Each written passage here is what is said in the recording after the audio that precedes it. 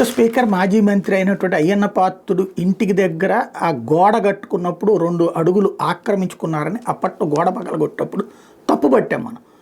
అది నోటీస్ ఇస్తే సరిపోతుంది. పోనీ ఆ పక్కన ఇంకెవడదాన్ని ఆక్రమించుకున్నారంటే అర్థం ఉంది. ప్రభుత్వానికి సంబంధించి ఒక మరుగు కాలం ఏదో ఉందంటే కనుక ఆ నీళ్ళు ఆ మురుగంతా ఇంట్లోకి రావాలని ఎవడు కోరుకోరు కదా. అక్కడ గోడ కట్టుకోవడంలో తప్పే ఉంది. దానికి కావాలని వేధించడం తప్పించి అయ్యన్న పాత్రుడిని అన్నటువంటి ఆ రోజునే మాట్లాడుకున్నాం. అయ్యన్న పాత్ర మీద చర్యలో వాళ్ళని వేధించినట్టే ఉంది తప్పించి అదేమి ప్రజా ప్రయోజనం కాదని అప్పుడే మాట్లాడుకున్నాం.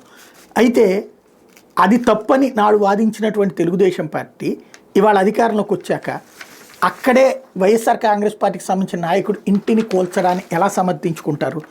రాష్ట్ర వ్యాప్తంగా ఇప్పటికే అరెస్టులు బెదిరింపులతో రెడ్ బుక్ రాజ్యాంగాన్ని అమలు చేస్తున్న బాబు నేతృత్వంలో కూడా ప్రభుత్వం ఇప్పుడు వైఎస్ఆర్సీపీ నాయకులు భవనాల లక్ష్యంగా రాజకీయ కూల్చివేతలను షురూ చేసిందంటూ సాక్షి ఒక వార్తను రాసుకొచ్చింది. అనకాపల్లి జిల్లా నర్సీపట్నంలో 2 నెలల క్రితం గచ్చెపు వీధిలోని చిటికల కరుణాకర్ భవనాన్ని కూల్చివేసిన మున్సిపల్ అధికారులు తాజాగా శారదానగర్లోని బీసీ కార్పొరేషన్ స్టేట్ మాజీ డైరెక్టర్ కర్రీ శ్రీనివాసరావు సోదరుడు సత్యనారాయణ భవనం కూల్చివేతకు పాల్పడ్డారు.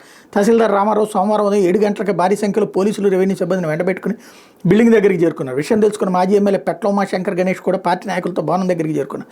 నోటీసులో 2 రోజులు గడువు ఇచ్చినందున భవనాన్ని యజమాని తొలగించుకునేందుకు సహకరించాలి మాజీ ఎమ్మెల్యే తహసీల్దార్ని కోరినప్పటికీ వినలేదు. భవనంలో ఫర్నిచర్ రెవెన్యూ సిబ్బంది బయటకు తీస్తుండగా భవన యజమాని పార్టీ నాయకులు అడ్డుకున్నారు. తనపై కక్షతోనే స్పీకర్ కావాలని తన సోదరుని బిల్డింగ్ను కొట్టిస్తున్నాడు, ఇలా ఎంతమంది నాశనం చేస్తారని శ్రీనివాసరావు ఆవేదన చెందారు. కాగా 10.47 గంటలకు అంటే 10 గంటల 47 గంటలకు కూల్చివేత పనులు నిలిపేయాలంటే హైకోర్టు ఇంజక్షన్ ఉత్తర్వులు ఇవ్వడంతో అధికారులు అక్కడి నుంచి జారుకున్నారు. కానీ అప్పటికే 2వ ఫ్లోర్ స్లాబ్ సగం తొలగించారు. కింద పోర్షన్ గోడలు తొలగించి డ్యామేజ్ చేశారు.